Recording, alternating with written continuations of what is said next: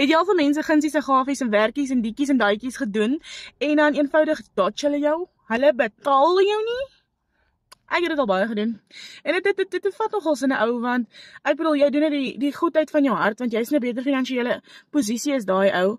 Jy doen vir hom 'n guns en dan betaal hy jou net eenvoudig nie. Alhoewel jy weet dit gaan nou verseker beter met daai persoon. Maar ja, vandag kan ek Here dank, ek het my aanlyn besigheid aangeskaf wat vir my $1 inkomste verdien. En ek bedoel net, ek is seker daarvan, jy is al deur iets soortgelyk, jy is al teruggesit, net omdat iemand jou nie betaal nie.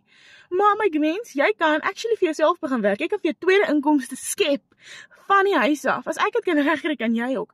Hier sit ek, dis damn warm, en ek dink, Jessie, kom ek deel net gou hierdie met julle.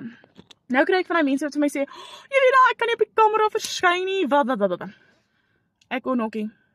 Gaan kyk my video so van 11 maande terug, kyk hoe ek begin, maar ek het die keuse gemaak om myself op te werk. Waar wil is 'n weg.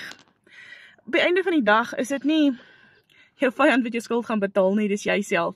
Dis jouself wat hy kos op die tafel sit. So ja, comment net vir my onder nature. Ek gaan vir jou presies wys hoe jy daai tweede inkomste kan verdien. Scam of the not. Faceless marketing is a real thing.